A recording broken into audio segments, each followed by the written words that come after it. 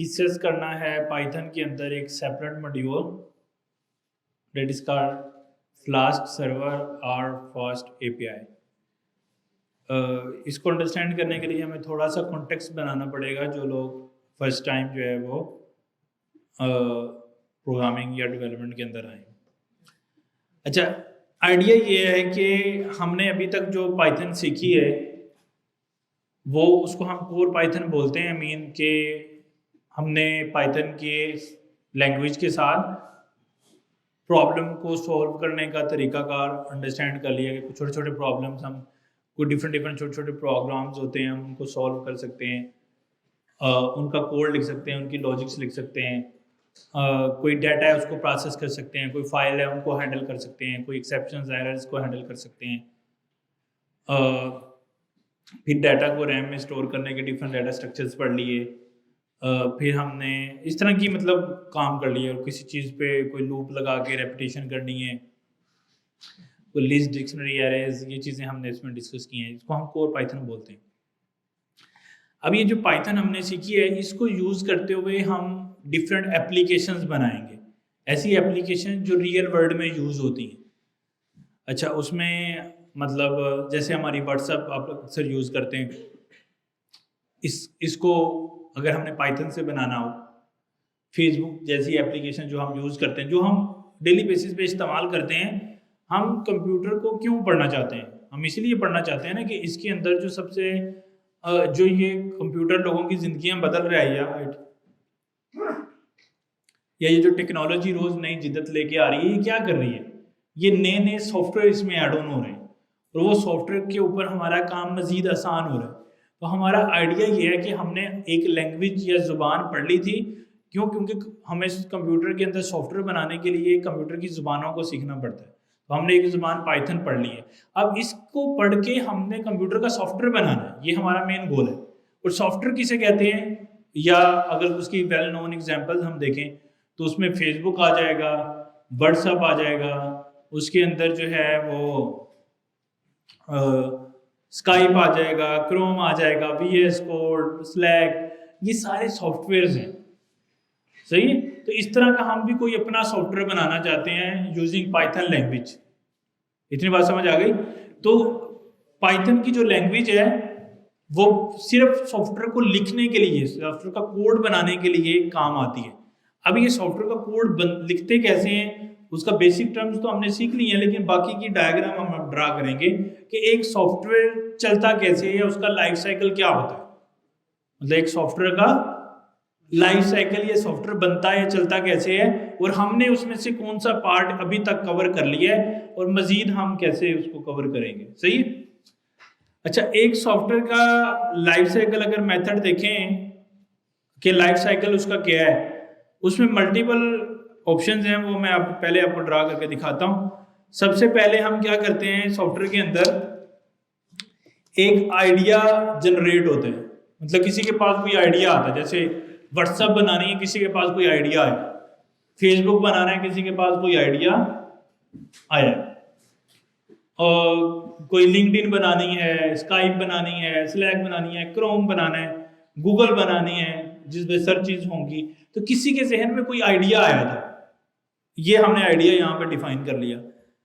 उस आइडिया को सबसे पहले हम क्या करते हैं, कन्वर्ट करते हैं, और उसका एक डॉक्यूमेंट बनता है, और उस डॉक्यूमेंट को हम बोलते हैं SRS। क्या बोलते हैं? SRS। क्या बोलते हैं? Document. SRS, software requirement specification.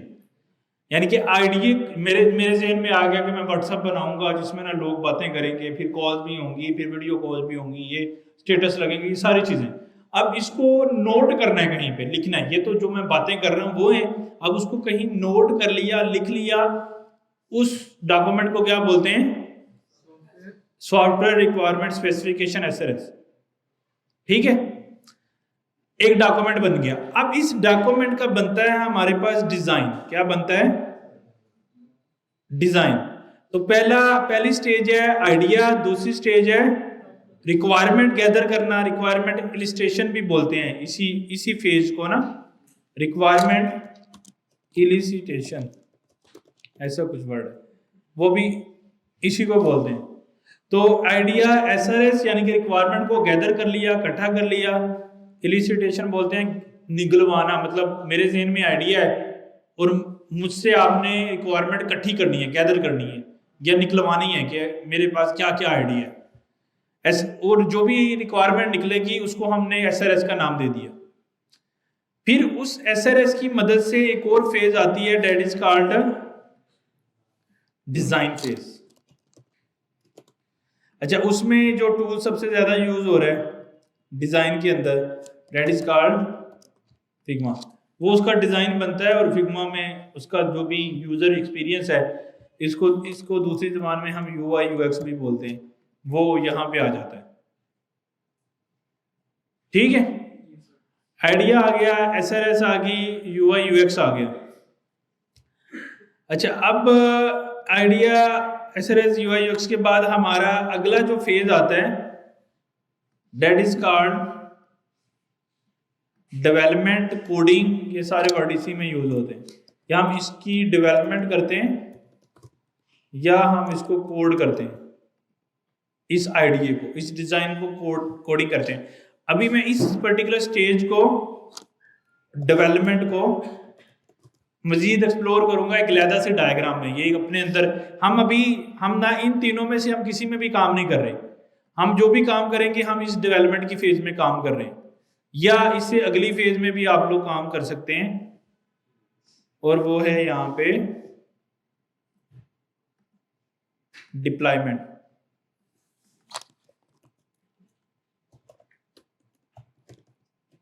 Deployment या इसको डेवऑप्स भी बोलते हैं। सही है, मतलब जो भी हमने कोड करना है उसको हमने डिप्लॉय कर देना है ताकि लोग हमारी एप्लीकेशन को देखें, समझे या यूज करें। और उसके बाद फिर उसकी होती है मेंटेनेंस।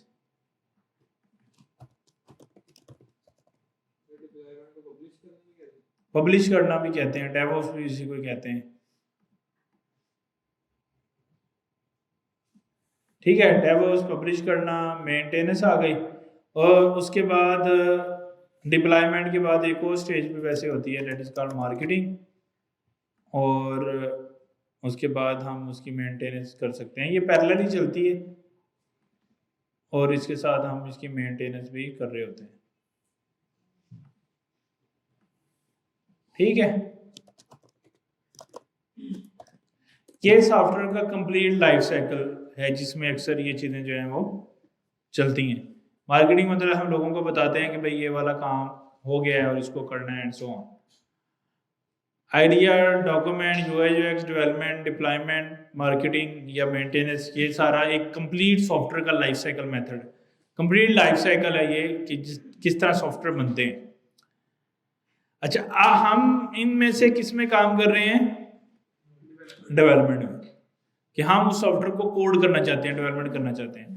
समहाउ डिप्लॉयमेंट, डेवऑप्स भी कर सकते हैं, ये हमारी फील्ड में ही आता है। तो ये दोनों भी कर सकते हैं हम, या सिर्फ एक पे भी फोकस कर सकते हैं। इट्स अप टू यू कि आप किस तरह से उसको लेके चलना चाहते हो। अच्छा, अब मैं डेवलपमेंट के फेज को मल्टीपल मतलब एक पूरी डायग्राम में ड्रा करूंगा, जिस तरह हमने लाइफ साइकिल में एक पूरा इस पूरे हिस्से को। अच्छा, अब हम जो डायग्राम बनाएंगे वो क्या होगी?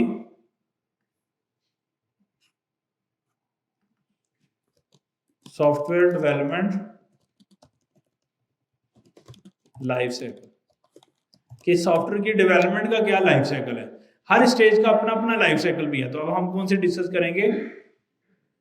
उसकी डेवलपमेंट का लाइफ साइकिल क्या है। अच्छा, सॉफ्टवेयर के अंदर की डेवलपमेंट के अंदर 3 मेजर पोर्शन है इसके, जिनमें हम इसको डिवाइड करते हैं। एक पोर्शन को हम बोलते हैं यहां पे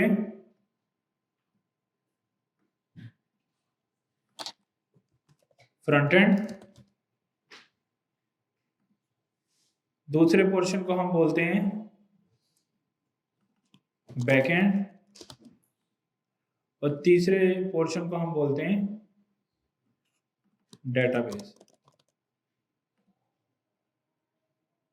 ठीक है, यानी कि सॉफ्टवेयर की लाइफ साइकिल के 3 मेजर पार्ट्स हैं डेवलपमेंट की लाइफ साइकिल की, कि हमें फ्रंट एंड डेवलपमेंट करनी है, बैक एंड डेवलपमेंट करनी है और डेटाबेस डेवलपमेंट करनी है। तो ये 3 चीजें एक्चुअली हमें इसमें इंप्लीमेंट करनी होती है। अच्छा, इन तीनों के अंदर क्या है,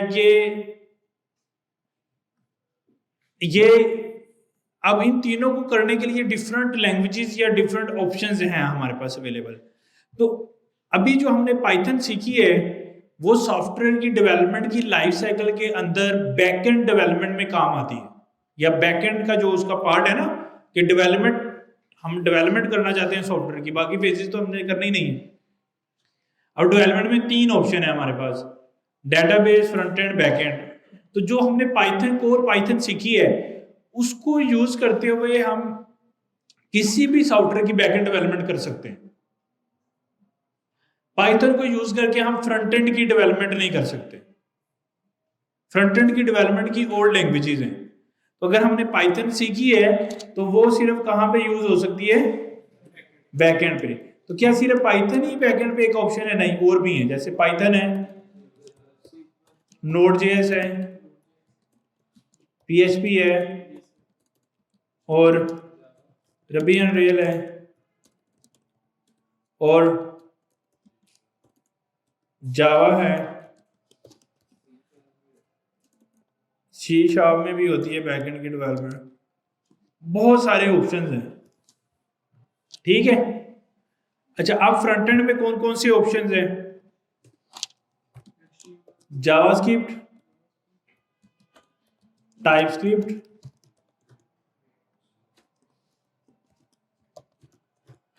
ये 2 लैंग्वेज हैं और बहुत सारे फ्रेमवर्क्स हैं। मतलब फ्रेमवर्क क्या होता है? एक ही लैंग्वेज पे बना हुआ pre built in code, pre built in snippet, जो किसी ने पहले से कोड लिख दिया है उसी लैंग्वेज को यूज करते हुए, ताकि वो हमारा काम क्या कर दे, आसान कर दे।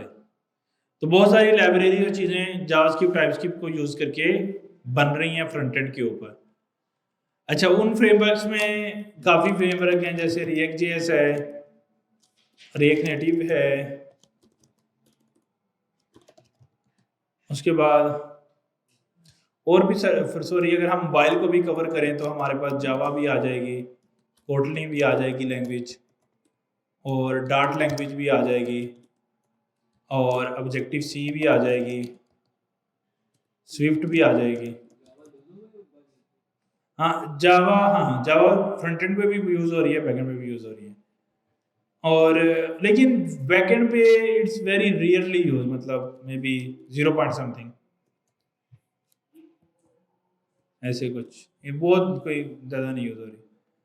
तो रिएक्ट है, रिएक्ट नेटिव है, एंगुलर है, नेक्स्ट.जेएस है, फ्लटर है, और भी इसमें हो सकती हैं काफ़ी इस तरह के फ्रेमवर्क जो हैं वो फ्रंट एंड पे यूज हो रहे हैं। All good.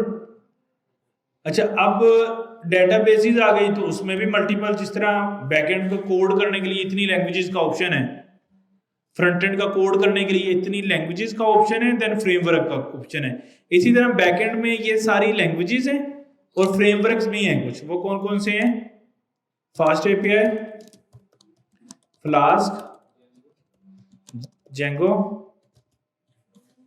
और भी बहुत सारे हैं। जैसे अगर हम जावा में वो स्प्रिंग एक फ्रेमवर्क होता था, और भी बहुत सारे हो सकते हैं, अभी मेरे ध्यान में ये नोड में एक्सप्रेस है, नेक्स्ट.जेएस में भी बैकएंड होता है, और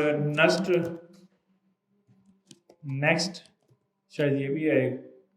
तो इस तरह के बहुत सारे फ्रेमवर्क्स हैं जो यूज हो रहे हैं। तो ये जो मैंने ब्रैकेट में लिखा है दैट इज कॉल्ड फ्रेमवर्क, जो मैंने डैश लगा के लिखा दैट इज कॉल्ड लैंग्वेजेस। तो हमने कौन सी लैंग्वेज पढ़ी है? पाइथन। तो अब हर लैंग्वेज के अपने फ्रेमवर्क्स हैं। अभी जो मैंने फ्रेमवर्क लिखे हैं ये रैंडम लिख दिए हैं, हर लैंग्वेजेस के जितने भी लैंग्वेजेस में हैं। तो अब हमने पाइथन में है तो हम फ्रेमवर्क भी कौन से यूज करेंगे? पाइथन के करेंगे।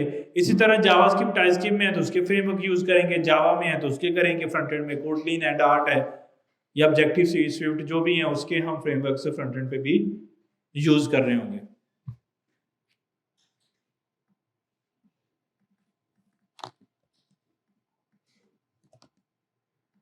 ये वैसे ऊपर लिख दें तो ज्यादा इजी है ना। अच्छा, अब हमारे पास जो है डेटाबेसेस में भी ऑप्शन है, जैसे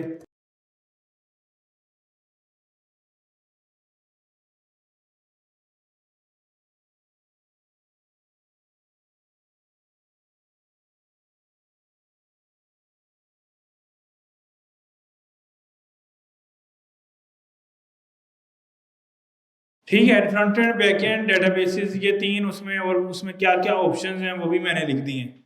सही है।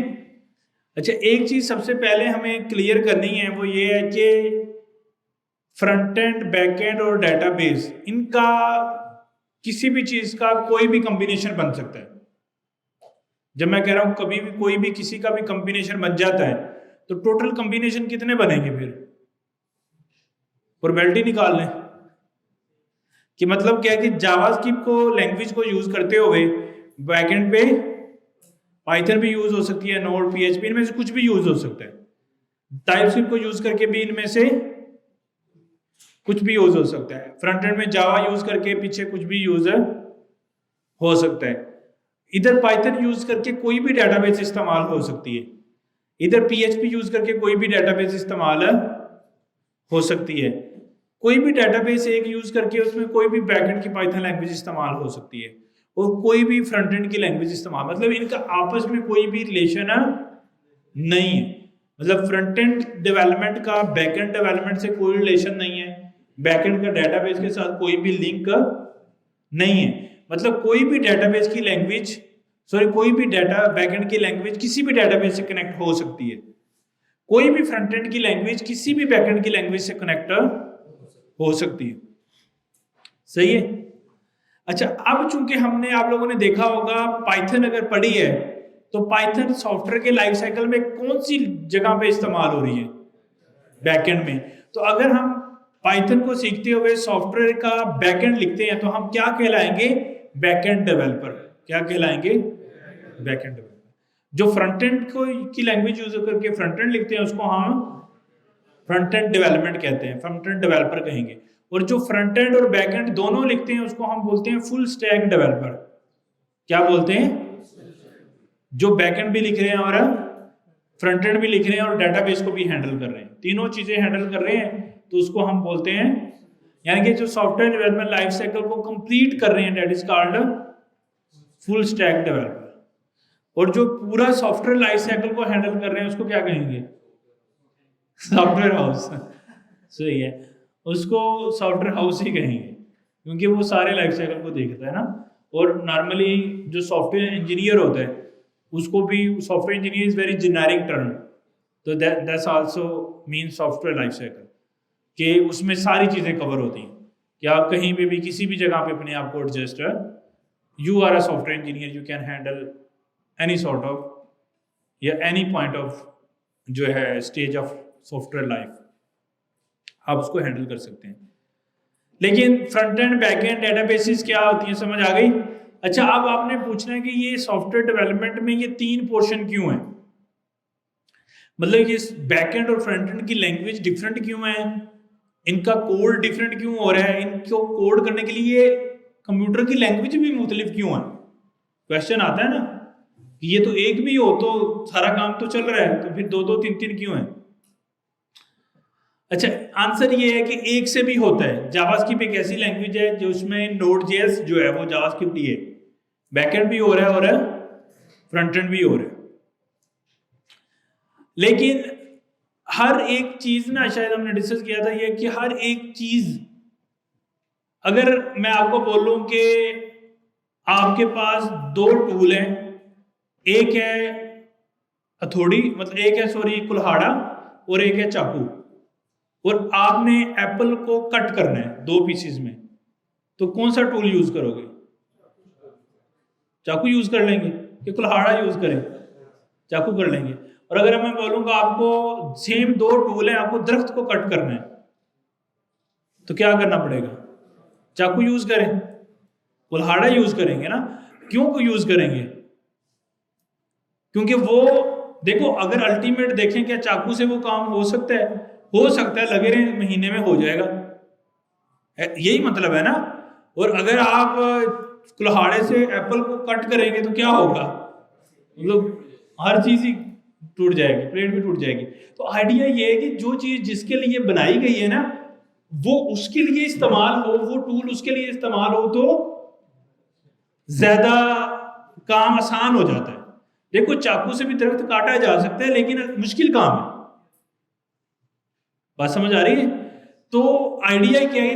अच्छा, अब ये भी इंसानों ने डिफरेंशिएट किया है ना, ये इंसानों ने किया है ना, मतलब चाकू भी बना दिया, कुल्हाड़ा भी बना दिया, पता नहीं क्या क्या चीजें बना दी, इंसानों ने ही बनाई है।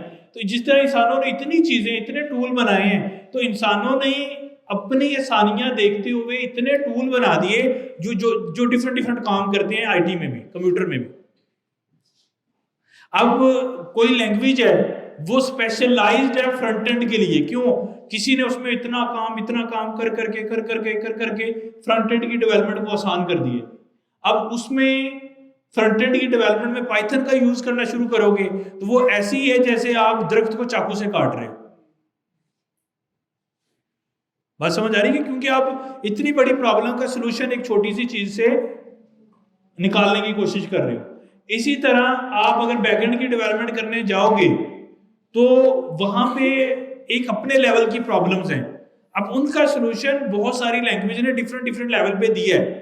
वहां पे जाके अगर आप कोई छोटी लैंग्वेज से वो काम करने की कोशिश करोगे, शायद काम आपका हो जाए, but you will be facing difficulties, मुश्किलात पैदा होंगी। तो इसलिए हम क्या करेंगे, इसलिए ये मल्टीपल टूल्स या लैंग्वेजेस बनाई गई हैं। लेकिन जो ये फ्रंट एंड और बैक एंड की डिवीजन है ना, ये इस मकसद के लिए नहीं है। ये मैंने आपको जो एग्जांपल दी है ये है कि मल्टीपल लैंग्वेजेस क्यों हैं, कंप्यूटर के अंदर इतनी ज्यादा लैंग्वेजेस क्यों है, ये उसकी एग्जांपल है। देखो, अगर हमने कोई वेबसाइट बनानी है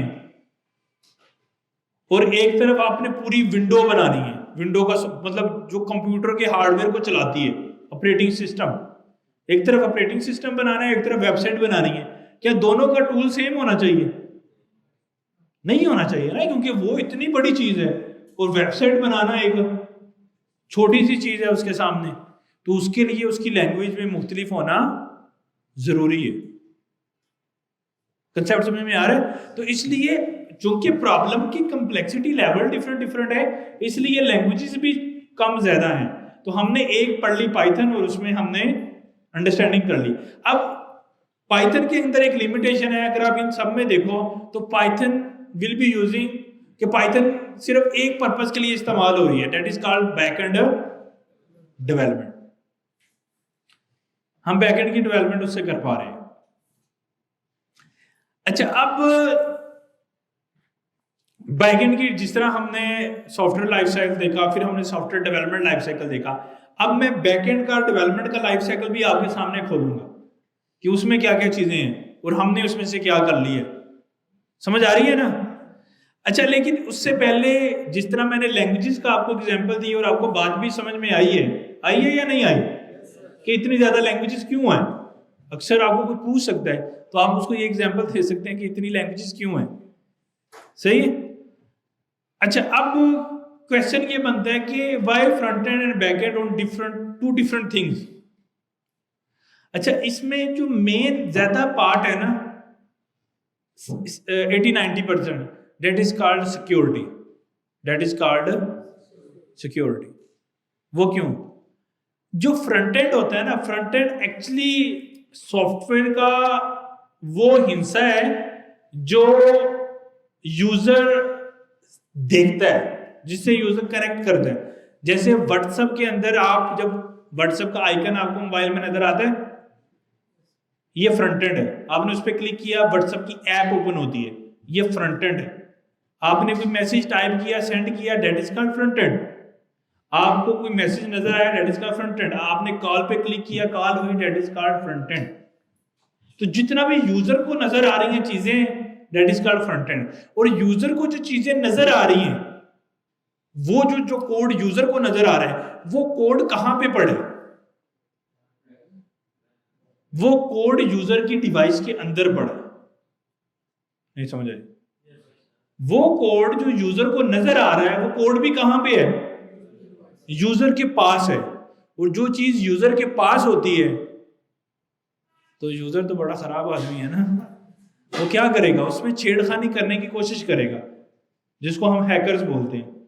वो उस कोड को छेड़ेगा, तंग करेगा। जब वो कोड को छेड़ेगा, तंग करेगा, तो इसमें क्या प्रॉब्लम होती है कि उससे हमारा प्रॉब्लम आ सकता है। देखो, इसमें जितना कोड हुआ, समझो ये मेरे फोन में आ गया, अब मेरे फोन में है तो कोड मेरे पास है, मैं उसमें कुछ भी चेंज कर सकता हूं। तो समझो बैंकिंग की एग्जांपल लेते हैं, तो बैंक की मेरे पास एप्लीकेशन है, बैंक में मुझे अकाउंट नजर आ रहा है जिसमें मुझे बैलेंस नजर आ रहा है कि मेरे पास ना 1 लाख अमाउंट है। अब कोड मेरे पास है जो मुझे शो करके दे रहा है कि मेरे पास बैलेंस कितना है, 1 लाख। मैं उसको तोड़ू, छेड़ू, उसको मैं 2 लाख कर दूं, तो क्या होगा, प्रॉब्लम हो सकता है। बात समझ आई? तो इसलिए हम सारे का सारा कोड जो हम करते हैं वो यूजर को, इवन यूजर को नजर नहीं आ रहा, लेकिन फिर भी नहीं देंगे, क्योंकि हमारे जैसे इंटेलिजेंट यूजर भी तो होंगे ना। एक तो है नॉन टेक्निकल यूजर, वो तो कोड को कुछ भी नहीं कर सकते, लेकिन एक है डेवलपर यूजर, जैसे हमारे जैसे यूजर है, हमने तो पंगेबाजी करनी है ना। तो जब हम करेंगे तो उससे क्या होगा, वो कुछ भी सिक्योरिटी लीक हो सकती है वहां से, और डाटा लीकेज हो सकता है। इस वजह से हम सारा कोड फ्रंट एंड पे मूव नहीं करते। तो जो बिजनेस लॉजिक्स होती है ना, जो इंपॉर्टेंट बिजनेस लॉजिक होती हैं, जैसे मेरे अकाउंट में इतने पेमेंट आ गई, चली गई, इसको प्लस करना है, इसको माइनस करना है, इसको डिलीट करना है, इसको ऐड, ये सारे का सारा कहां पे होता है, बैकएंड लेवल पे होता है। ये कहां पे होता है, बैकएंड पे होता है। ऑल गुड, कोई कंफ्यूजन यहां पे, कोई प्रॉब्लम? सही है। अच्छा, अब बैकएंड पे हो गया, मतलब हम ऐसा कोड लिख रहे होंगे जिसमें हम बिजनेस लॉजिक, यानी कि पाइथन को यूज करते हुए हम सॉफ्टवेयर के कौन सा हिस्सा लिख रहे होंगे, बैकएंड डेवलपमेंट। और बैकएंड डेवलपमेंट में क्या कर रहे होंगे, बिजनेस लॉजिक लिख रहे होंगे, मीन वो लॉजिक जो हम फ्रंट एंड पे लिखना नहीं चाहते। अच्छा, कुछ ऐसी एप्लीकेशन भी होती हैं जो स्टैंड लोन होती हैं, मतलब उसको बैकएंड, डेटाबेस, इन चीजों की जरूरत नहीं होती। जैसे कैलकुलेटर है, क्या कोई कैलकुलेटर में कोई आपको रिस्क नजर आ रहा है? नहीं, तो उसका कोई बैकएंड, कोई डेटाबेस नहीं होती। वो रन टाइम पे उसकी जितनी लॉजिक्स हैं वो कहां पे पड़ी हैं, सारी फ्रंट एंड में ही पड़ी हैं, यूजर के पास ही है। उसको छेड़ भी ले यूजर तो क्या होगा, उसके कोड को चेंज भी कर दे तो क्या होगा, उसकी कैलकुलेशंस खराब होंगी, होगा कुछ भी नहीं।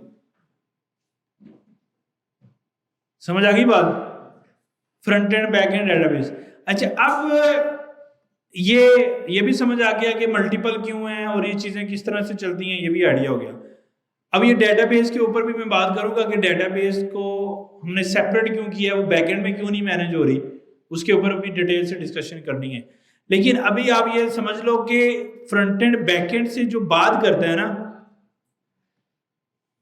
ये चीज ऐसे, ये समझो ये कोई एरो है जो बात मतलब एक दूसरे से करते हैं ऐसे।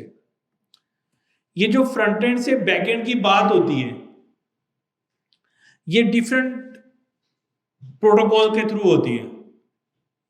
सही है? अच्छा, हम जो नॉर्मली यूज करते हैं ब्राउजर में या वैसे, that is called HTTP protocol.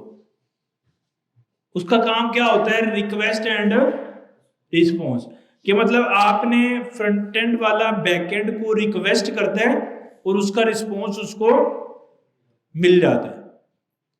ये किस बेस पे होता है, क्योंकि ये जो कम्युनिकेशन हो रही है, that is called HTTP protocol के थ्रू कम्युनिकेशन हो रही है, जिसके अंदर हमेशा रिक्वेस्ट रिस्पॉन्स की जुबान में बात होती है। मतलब हमें बैकएंड से कुछ भी चाहिए तो हम रिक्वेस्ट करेंगे, बैकएंड हमें काम करके उसका रिस्पॉन्स देगा। तो इसका मतलब है कि बैकएंड वाले डेवलपर को कोई ऐसा कोड करना है जिसके अंदर वो रिक्वेस्ट को रिसीव कर सके, फिर उस रिक्वेस्ट को प्रोसेस कर सके और वापस रिस्पॉन्स सेंड कर सके।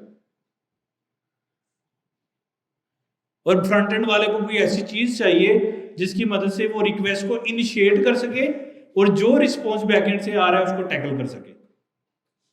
तो यहां से हम क्या कर रहे हैं, फिर सिंपली रिक्वेस्ट, और ये क्या हो रहा है, रिस्पॉन्स। अच्छा, अब सेम डेटाबेस के साथ भी हमें क्या करना पड़ेगा, रिक्वेस्ट एंड रिस्पॉन्स। तो ये जो बात होती है that is called request and response and that is done, nothing else. तो इसमें कोई कोड की एक्सेस नहीं जाती, उसके पास हमेशा रिक्वेस्ट आती है और हम उसको रिस्पॉन्स करते हैं। अच्छा, अब ये जो HTTP प्रोटोकॉल के थ्रू हम रिक्वेस्ट एंड रिस्पॉन्स करते हैं, इसको हमें अब टैकल करना है कि किस तरह हम इसको हैंडल करेंगे और किस तरह से हम ये मैनेज सारी चीजों को कर रहे होंगे। सही है। इतना सॉफ्टवेयर डेवलपमेंट लाइफ साइकिल कैसे चलता है समझ आ गई सबको? वो फ्रंट एंड बैक एंड से कैसे बात करता है बैक एंड डेटाबेस पे, और ये 3 मुख्तलिफ क्यों हैं और ये कैसे चलते हैं और सारी चीजें आइडिया हो गया ना। अब मैं आपको बैक एंड डेवलपमेंट का लाइफ साइकिल ओपन करके दिखाऊंगा। समझ आ रही है ना? मैं आपको इतनी बेसिक से लेके इसलिए चल रहा हूं ताकि आपको कंसेप्ट बन जाए कि हम जो काम करने लगे हैं उसका मकसद क्या है, हम ऐसा क्यों कर रहे हैं।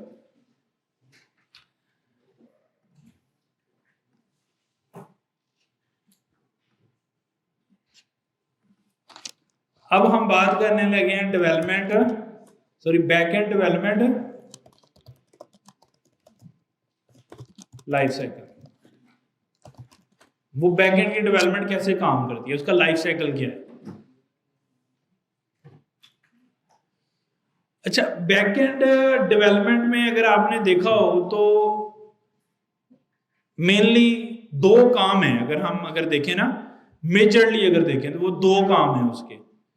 एक कौन से है, फ्रंट एंड की रिक्वेस्ट को रिसीव करना और फ्रंट एंड को रिस्पॉन्स को दोबारा भेजना उसको, और सेम खुद से डेटाबेस के लिए रिक्वेस्ट को जनरेट करना और डेटाबेस से रिस्पॉन्स को लेके आना और खुद अपने अंदर बिजनेस लॉजिक को लिखना। ये सारा काम बैकएंड का है।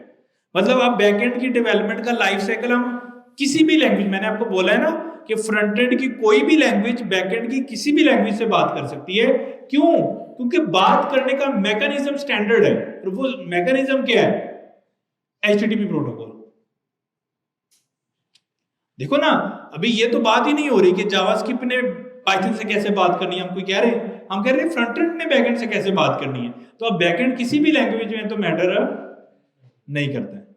तो एक लिए आपने क्लियर कर लेनी है। तो कोई भी front end, next JS, React Native, Flutter, कोई भी फ्रंट एंड किसी भी बैकएंड की लैंग्वेज से बात कर सकते हैं, और कोई भी बैकएंड की लैंग्वेज किसी भी डेटाबेस से बात कर सकती है। तो अगर हम इसकी प्रोबेबिलिटी निकालें कि कितने ऐसे ऑप्शंस बन सकते हैं, तो वो हंड्रेड्स ऑफ ऑप्शंस बन जाएंगे कि इस तरह भी फ्लो बन सकता है। ऐसे यानी कि हम पाइथन को बैकएंड पे यूज कर सकते हैं, हम नोड को यूज कर सकते हैं, हम नेस्ट को यूज कर सकते हैं, हम मतलब बहुत सारे ऑप्शंस बन सकते हैं। सही है।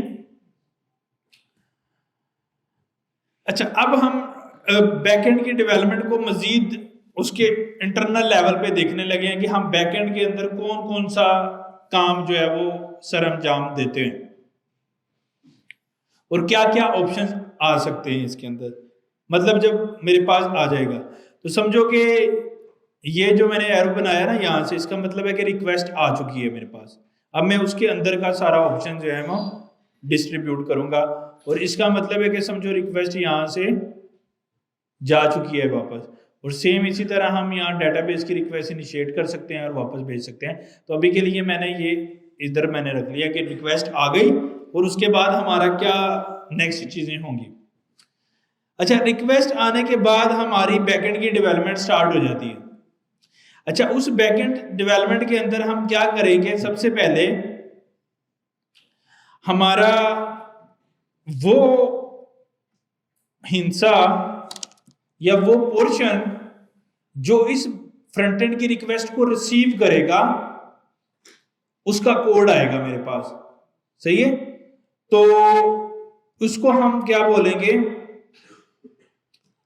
इस सारे, ये एक फंक्शन होगा। मतलब जो ये रिसीव करेगा ना, ये रिक्वेस्ट जो रिसीव करेगा वो एक फंक्शन होगा। पाइथन के अंदर हमने फंक्शन पढ़े थे ना, वो एक ऐसा फंक्शन है जो फ्रंट एंड की रिक्वेस्ट को रिसीव करेगा। सही है, ये कोई फंक्शन होगा, पाइथन फंक्शन होगा। अच्छा, अब ये उसके अंदर उसकी मतलब लॉजिक लिखेंगे हम। लॉजिक किस तरह की लिखेंगे, मतलब हम उसमें कोई लूप चला सकते हैं, उसमें कोई भी काम इसमें हम कर सकते हैं। जो भी लॉजिक्स हमने लिखने हैं वो हम यहाँ पे लिख देंगे।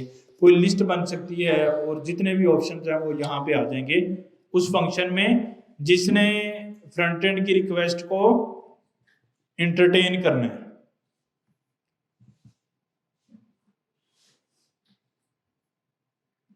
ठीक हो गया, फ्रंट एंड की रिक्वेस्ट को एंटरटेन करना था, वो एक फंक्शन है, उसमें हम लॉजिक्स डिफाइन करेंगे। अच्छा, अब ये फंक्शन रिस्पॉन्सिबल है डेफिनेटली रिस्पॉन्स भेजने का भी। ये सेम ही फंक्शन जो है वो रिस्पॉन्सिबल है रिक्वेस्ट को रिसीव करने के लिए भी और रिस्पॉन्स भेजने के लिए भी। ये कोई एक फंक्शन होगा जो ये सारा काम करेगा। All good. अच्छा, अब इस फंक्शन ने के अंदर कोई लॉजिक आ रही है, लूप लिस्ट आ रही है। अब ये फंक्शन जो है ना, इसको जो रिक्वेस्ट आई है उसको फिल करने के लिए एक तो खुद अपने अंदर कोई लूप शूप लगाने की जरूरत पड़ सकती है लॉजिक्स लिखने की, और दूसरा इसको थर्ड पार्टी चीजों के साथ काम करने की जरूरत पड़ सकती है। वो क्या क्या हो सकते हैं, ये डेफिनेटली हमने पहले भी डिस्कस किया था। ये जो है, अगर फ्रंट एंड से रिक्वेस्ट आती है कि डाटा को सेव कर दो, तो वो क्या करेगा, डेटाबेस से बात करेगा। मतलब फ्रंट एंड से ऐसी रिक्वेस्ट आती है इस फंक्शन को कि डाटा जो है वो सेव कर दो, तो वो सेव कहां करना है, डेटाबेस में, तो ये काम भी कर रहा होगा। फिर ऐसी रिक्वेस्ट आती है कि ईमेल कर दो, इस ईमेल के ऊपर एक ईमेल करो। अब इस वक्त इसको क्या करना पड़ेगा, एक थर्ड पार्टी सर्विस से इसने मतलब कनेक्शन बनाना है ईमेल सेंड करने के लिए, और एक दूसरे बने हुए सॉफ्टवेयर को। क्यों? क्योंकि वो एक अपने अंदर बिल्ट इन सॉफ्टवेयर है, उस बने हुए सॉफ्टवेयर को रिक्वेस्ट करनी है कि ईमेल सेंड करो, और उसके लिए नॉर्मली जो सबसे फेमस है दैट इज कॉल्ड सेंडग्रिड। सेंडग्रिड एक अपने अंदर एक ऐसा सॉफ्टवेयर है, जब मैं उसको सॉफ्टवेयर कह रहा हूं उसकी बात फिर वहीं से चलेगी, सॉफ्टवेयर लाइफ साइकिल से, फिर उसका फ्रंट एंड बैक एंड और वो सारी चीजें, तो वो किसी दूसरे सॉफ्टवेयर से बात कर रहा होगा। तो इसको हम बोलते हैं थर्ड पार्टी सॉफ्टवेयर। ऐसे सॉफ्टवेयर जो मेरा सॉफ्टवेयर नहीं बना रहा उन कामों को, वो हम थर्ड पार्टी के यूज कर रहे हैं। अच्छा, अब इसमें कोई ऐसी रिक्वेस्ट भी आ सकती है कि ये कार्ड पकड़ो, इस कार्ड से पेमेंट करो, ये कार्ड पकड़ो और इस कार्ड से पेमेंट करो। तो पेमेंट के लिए सबसे ज्यादा जो यूज होती है वो स्ट्राइप है। ईमेल सेंड करना है, किसी भी आप ईमेल देते हो, कंटेंट देते हो, वो उस यूजर को ईमेल कर देता है खुद से बैकग्राउंड में।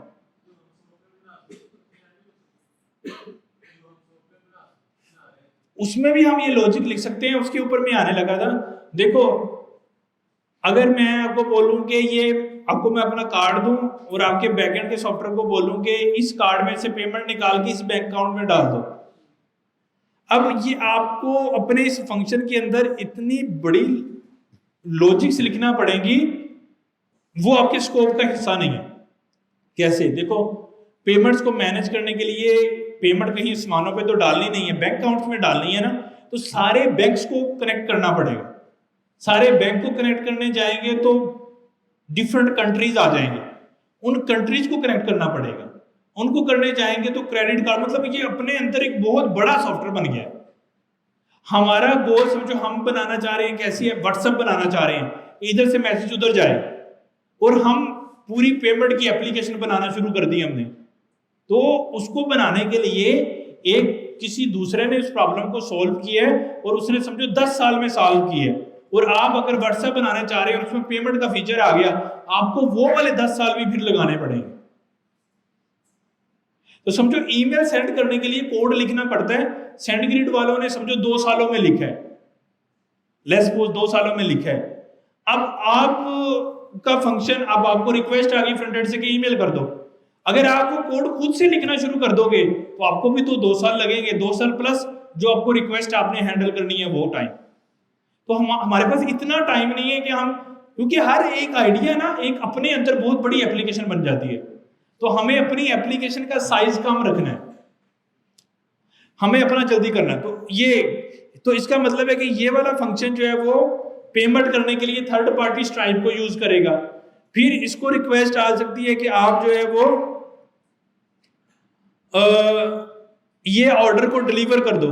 अब ऑर्डर डिलीवर करना, जिस तरह फूड पैंडा पे उसका आता है ना, पर्सन वो ऑर्डर एक जगह से लेता है दूसरी जगह डिलीवर करता है, ऐसी कोई रिक्वेस्ट आ गई। अब ये हम अपना सॉफ्टवेयर नहीं बनाएंगे, हम क्या करेंगे, कोई भी थर्ड पार्टी चीजों को यूज करेंगे, जिसमें जस्ट लाइक एक डोरडैश एक कंपनी है, नॉर्मली वो डिलीवर करती है चीजों को, तो हम उसके सॉफ्टवेयर को इस्तेमाल करेंगे।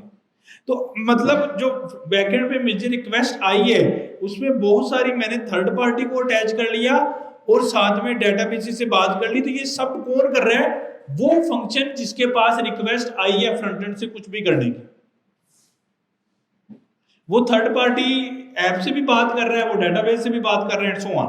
अच्छा, अब यही वो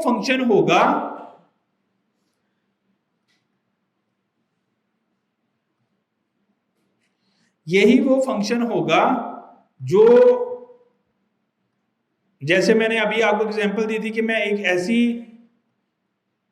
ऐसी फ्रंट एंड से रिक्वेस्ट करूं जिसमें मैं कहूं कि साइन अप करो, और उसमें मैं कहूं कि एक पिक्चर आएगी, लेकिन आपकी रिक्वायरमेंट ये है सॉफ्टवेयर की कि वो पिक्चर में इंसान होगा, तो फिर डेटाबेस में डाटा सेव होना चाहिए, अदरवाइज नहीं होना चाहिए। अब ये जो पिक्चर में कौन है, ये कौन देखेगा, एआई। अब इसका मतलब है कि एआई कैसे देखती है, एआई का मॉडल देखता है। तो मुझे इस पाइथन के फंक्शन के अंदर मैं यहां से एक रिक्वेस्ट, मतलब समझो कि एक ऐसा कोड कॉल करूंगा या एक ऐसी लाइब्रेरी या फंक्शन कॉल करूंगा जिसको मैं मॉडल बोल रहा हूं, एआई मॉडल। वो चलेगा, वो प्रोसेस करेगा, वो मुझे बताएगा कि पर्सन है या नहीं।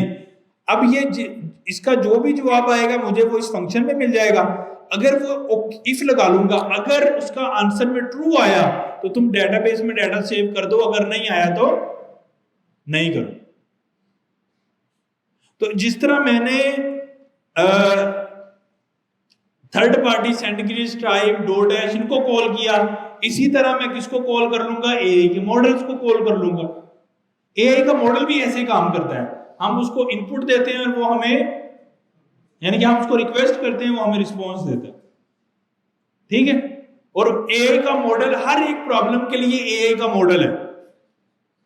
अब समझो कि मुझे अब देखो, अब हम कहां से शुरू हुए थे सॉफ्टवेयर के लाइफ साइकिल, हमने बैकएंड में आ गए, बैकएंड से हमने वो जो हमने पढ़ा है अभी तक, वो हमने जो अभी तक पढ़ा है वो हम ये वाला काम कर सकते हैं, ये फंक्शन लिख सकते हैं जो रिक्वेस्ट रिसीव करे और रिस्पॉन्स भेजे और बहुत सारी थर्ड पार्टी और एआई मॉडल से बात कर सके। जो फंक्शन हमने पाइथन में पढ़ा है ये सारे ये काम कर सकता है।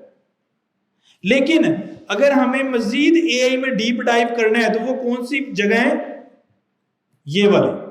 अब हम एआई के मॉडल का लाइफ साइकिल मेथड एक्सपेंड करेंगे। फिर अगर देखो, एक तरीका यह है कि अगर एआई का मॉडल किसी ने बनाया हुआ है, एआई का मॉडल किसी ने, मैंने तो उसको रिक्वेस्ट करनी है, उसने मुझे क्या कर देना है।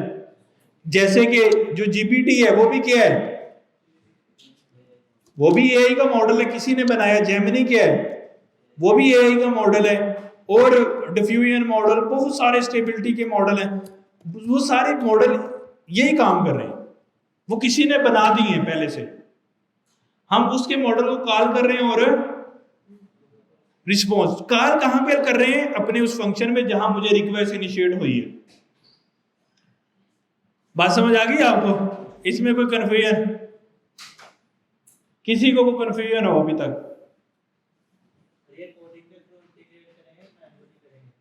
किसको? ये तो भाई डायग्राम है, ये कौन सा चलेगी, इसको कोड करके करना है। ये तो बस मैं आपको समझाने की खातिर डायग्राम में कर रहा हूं, ये सब कुछ कोड करना है। ये इतना आसान नहीं है जितना पिक्चर में नजर आ रहा है। लेकिन एटलीस्ट ये वो सिंप्लीफाइड वर्जन है जो आपको समझने के लिए चाहिए कि ऐसे हो रहा है।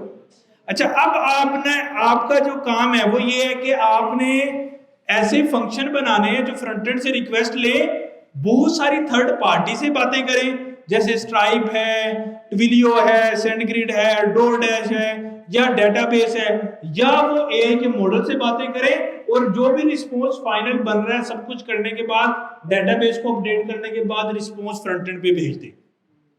इसको हम बोलते हैं core backend development. Core backend development, backend development, कि हम बैकएंड डेवलपमेंट कर रहे हैं कोर, ये बैकएंड डेवलपमेंट के टास्क है। अब अगर आपको कहते हैं कि यू आर एआई इंजीनियर, आप एआई के इंजीनियर बनना चाहते हो, उसमें फिर क्या करना पड़ेगा, हमें एआई की डेवलपमेंट का लाइफ साइकिल, एआई की डेवलपमेंट का लाइफ साइकिल क्या करना पड़ेगा, सीखना पड़ेगा कि एआई की डेवलपमेंट कैसे चल रही है। मतलब समझो इन सारी डायग्राम में से इस वाले पोर्शन को खोलना है मजीद, कि जब एआई के मॉडल को रिक्वेस्ट आएगी तो मॉडल इन बिटवीन कैसे चलेंगे। बात समझ आ रही है? अच्छा, मॉडल क्रिएट कैसे होंगे, बनेंगे कैसे, चलेंगे कैसे, अब वो सारा प्रोसेस हम एआई के लाइफ साइकिल के अंदर देख रहे होंगे। तो यानी कि कोर पाइथन जो हमने पढ़ी है उसके अंदर हमें फैसिलिटी है कि हम बने हुए मॉडल को कॉल कर सकते हैं और रिस्पॉन्स ले सकते हैं। अब अगर मुझे वो मॉडल खुद से बनाना है, जिसको कोई भी बंदा उसको डाटा दे के कॉल करे और रिस्पॉन्स ले, तो फिर मुझे एआई की डेवलपमेंट का लाइफ साइकिल देखना पड़ेगा कि एआई की मॉडल डेवलपमेंट कैसे होती है, मॉडल कैसे बनते हैं। अब एआई के मॉडल के अंदर अगर आप देखें तो उसके अंदर मेरे पास जो है वो ज्यादातर ऑप्शन क्या है कि उसकी वो डेवलपमेंट, मतलब एक उसकी होती है जो मॉडल बन चुका होता है, यहां पे ट्रेंड मॉडल जो होता है, सही है, वो उसकी समझो कि आउटपुट फॉर्म होती है हमारे मॉडल की, जो बन चुका है। ये बनता कैसे है, जिससे हम बातें करते हैं, वो ये है ट्रेंड मॉडल या उसकी जो आउटपुट फॉर्म है, सही है। ये बनता कैसे है, इसके भी आगे मल्टीपल पोर्शंस हैं। सबसे पहले हमें डाटा चाहिए, इमेजेस या कुछ भी ऐसा डाटा, फिर हमें डाटा के बाद उसकी हमें करनी पड़ती है प्री प्रोसेसिंग। मैं मतलब डेफिनेटली हम इसको एक्सपेंड करेंगे, अभी के लिए हम इसमें कर रहे हैं। प्री प्रोसेसिंग के बाद हम इसमें जाते हैं मॉडल की ट्रेनिंग, ट्रेनिंग के बाद होती है फाइन ट्यूनिंग,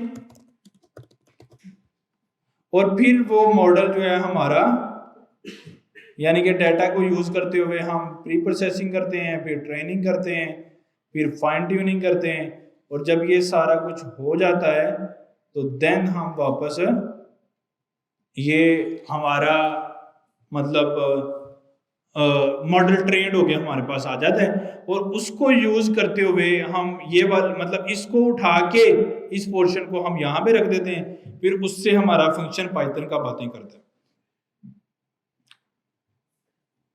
समझ आ गया? तो ये नॉर्मली हमारा प्रोसेस होता है कि कैसे हमने चलना है इसको लेके। अच्छा, अब हमारा जो अभी हम काम सीखने लगे हैं ना, हमने जो अभी तक सीखा है वो पाइथन की कोड लैंग्वेज सीखी है, तो उसका सॉफ्टवेयर बनाने से कोई भी अभी तक कोई लेना देना नहीं। अभी तो हमने जुबान सीखी है, जैसे हमने इंग्लिश की जुबान सीख ली, अब हमने उसमें ऐसे राइटिंग करनी है, उसमें हमने सेंटेंस लिखने हैं, उसमें हमने बहुत काम करने हैं, उसमें मल्टीपल डिफरेंट काम हो सकते हैं। अभी जो हमने उसमें करना है, हमें वो फंक्शन बनाना सीखना है जो फंक्शन फ्रंट एंड से रिक्वेस्ट को रिसीव करे और बहुत सारी थर्ड पार्टी से बातें करे, डेटाबेस से बातें करे और एआई के मॉडल से बातें करे और रिस्पॉन्स वापस फ्रंट एंड को भेज दे। ये हमारा एंड गोल है जो अब हम शुरू करने लगे, और ये सारे एंड गोल हम जो अचीव करेंगे उसमें हमारे पास 3 ऑप्शन है। ये सारा काम करने के 3 ऑप्शन है पाइथन में, 2-3 ऑप्शन है। अच्छा, उसमें कौन कौन से ऑप्शन है हमारे पास? एक हमारे पास ऑप्शन है जेंगो, एक हमारे पास ऑप्शन है फ्लास्क सर्वर, एक ऑप्शन है फास्ट एपीआई। तो हम किसको यूज करेंगे?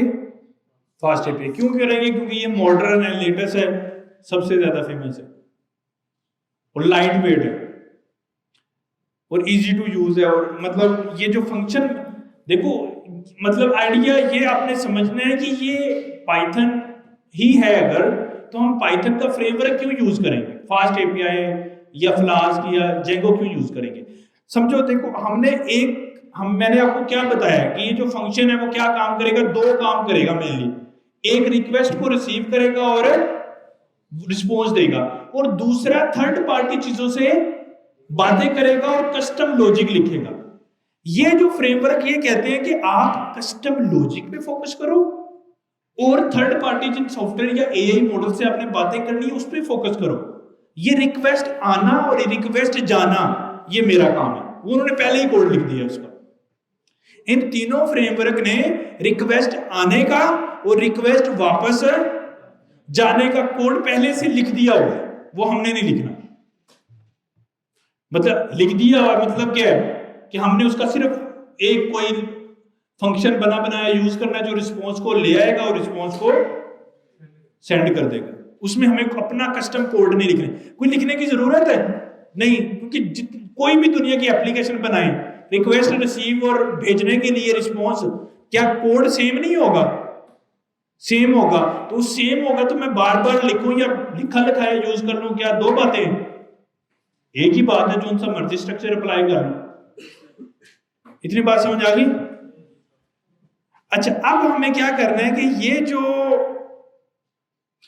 हम इसलिए इन फ्रेमवर्क के ऊपर जाते हैं, फ्रेमवर्क काम आसान कर देते हैं, बहुत सारा कोड पहले से करके रखते हैं, लेकिन ये फ्रेमवर्क सिर्फ रिक्वेस्ट रिसीव, ये वाला रिक्वेस्ट और रिसीव करना और रिस्पॉन्स को सेंड करना, इतना ही काम करते हैं। बाकी का ये जितना भी मैंने बैकएंड डेवलपमेंट में ड्रा किया है ना चीजें, डेटाबेस से बातें करनी, एआई मॉडल से बातें करनी, थर्ड पार्टी सॉफ्टवेयर से बातें करनी, स्ट्राइप डॉट, ये सारा काम हम बैकएंड पे खुद करते हैं। बात समझ आ गई? और उसके बाद हम ये सारा सीखेंगे, उसके बाद हम क्या करेंगे, एआई को थोड़ा सा एक्सप्लोर करेंगे कि उसके अंदर क्या क्या चीजें हैं। मतलब ये जो हमने एक बॉक्स इधर बना दी है, ये कैसे चल रहा है, इसको थोड़ा अंडरस्टैंड करने की कोशिश करेंगे। देखो मैंने आपको क्या बोला है यहाँ पे कि कोई भी फ्रंट एंड किसी भी बैकएंड से बात कर सकती है। तो जब हमने बैकएंड लिख लिया है तो फ्रंट एंड मोबाइल हो, वेब हो, डेस्कटॉप हो, कोई फर्क पड़ेगा? कोई लैंग्वेज हो, कोई भी लैंग्वेज हो, कुछ भी फ्रंट एंड हो, कोई फर्क पड़ेगा? यही तो मैंने बताया आपको। इतनी लंबी स्टोरी जो बनाई है वो क्या बताया कि बैकएंड का फ्रंट एंड से लेना देना नहीं है। फ्रंट एंड चाहे वेब हो, फ्रंट एंड चाहे मोबाइल हो, डेस्कटॉप हो, इवन वॉचेज हो, या कोई भी फ्यूचर में फ्रंट एंड आ गया, या टीवी जो होते हैं बड़े वो हो जाए, कुछ भी फ्रंट एंड आ जाए, वो किसी भी बैकएंड से बात कर सकता है। क्यों? क्योंकि फ्रंट एंड से बैकएंड में बात करने का जो सिस्टम है वो स्टैंडर्ड है, वो प्रोटोकॉल स्टैंडर्ड है। किसी भी टीवी पे सेम रिमोट चल जाता है ना, क्यों? क्योंकि उन दोनों के दरमियान कम्युनिकेशन का तरीकाकार स्टैंडर्ड है, कम्युनिकेट कैसे होना स्टैंडर्ड है। इसलिए तो इसलिए कोई भी फ्रंट एंड हो, बैकएंड हमारा सबके साथ चल जाए। और जो हम पाइथन में बैकएंड लिखेंगे ये सब करके, तो वो मोबाइल का भी बैकएंड बनेगा, फ्रंट एंड आपको वेब से कॉल कर लें, मोबाइल से कर लें, बात से कर लें, कहीं से भी कॉल कर लें, उसको डेस्कटॉप से कर लें, कोई फर्क नहीं पड़ता, हर जगह से कॉल हो। सही है? अब हम ये सारा कवर करेंगे थ्रू फास्ट एपीआई, ये जितना भी हमने डिस्कस किया है यहाँ पे। तो बस ये कर लेंगे तो आप बैकएंड के डेवलपर बन गए। अभी तक अगर आप टेक्निकली देखें तो आपने कुछ भी नहीं सीखा, सिर्फ आपको बेसिक जुबान आती है। अब एक्चुअली हमने सॉफ्टवेयर को बनाना सीखना शुरू करना, और सॉफ्टवेयर बनता कैसे है होपफुली मैं आपको समझा चुका हूं। समझ आइए ना? वो अब हम डिटेल में जाएंगे। अभी के लिए हम सिर्फ रिक्वेस्ट और रिस्पॉन्स ही क्या है, अब उसके अंदर फर्दर क्या टाइप्स हैं, चीजें हैं, वो जब हम इसको एक्सप्लोर करेंगे।